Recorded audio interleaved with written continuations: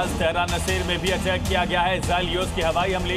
हालांकि ज्यादातर हमलों को इजराइल अंजाम दे रहा है और एक बार फिर से ईरान के कई शहरों में स्ट्राइक की गई। तस्वीर आप देखिए किस तरह से एयर स्ट्राइक के बाद बड़ा धमाका यहां नजर आता है, तबाही दिखने लगती है।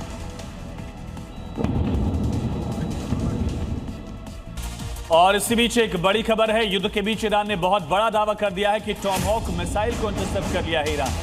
कई क्रूज मिसाइल को ढेर किया, यह भी ईरान की तरफ से कहा गया। हमारी सेनाएं ताकत से लड़ रही हैं, लेकिन इन सब के बीच में बड़ा दावा कि टॉमहॉक मिसाइल को हमने मार गिराया, इंटरसेप्ट किया गया। कई क्रूज मिसाइल हैं जिन्हें हमने ढेर कर दिया। और युद्ध के बीच डोनाल्ड ट्रंप ने 5 दिनों के युद्ध विराम की घोषणा की थी, लेकिन कई सवाल खड़े हुए। दरअसल ट्रंप एक पक्के बिजनेसमैन हैं जो अपनी हर चाल पर फायदे और नुकसान का आकलन करके चलते हैं। ऐसे युद्ध विराम के पीछे भी उनकी ऐसी ही चाल है।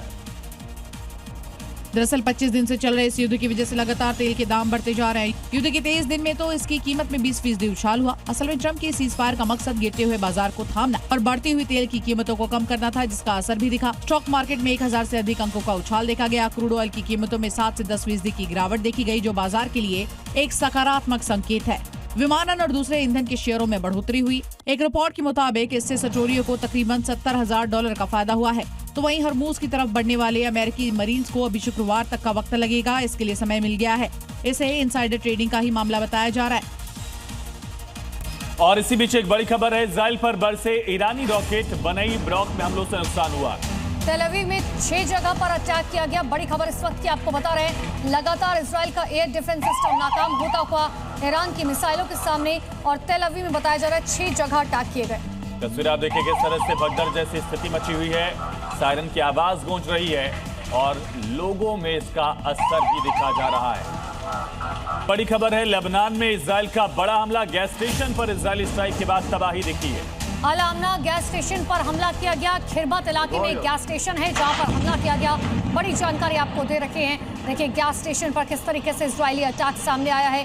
अल आमना गैस स्टेशन पर हमला हुआ है। दावा किया जा रहा है कि हिजबुल्लाह गैस स्टेशन को कंट्रोल कर रहा था, उसका फायदा हिजबुल्लाह को मिल रहा था, इसी वजह से आईडीएफ ने इसको तबाह किया है।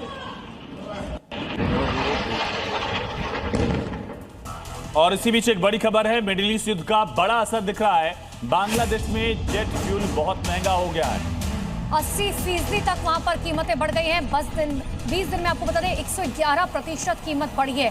तो बांग्लादेश में जेट ईंधन काफी ज्यादा महंगा हो चुका है। 80% तक यहां पर कीमतें बढ़ चुकी हैं। तो जंग जैसे जैसे बढ़ रही, पड़ोसी देशों में इसका असर साफ दिख रहा है। नेपाल से लेकर बांग्लादेश, श्रीलंका, पाकिस्तान जूझ रहे हैं।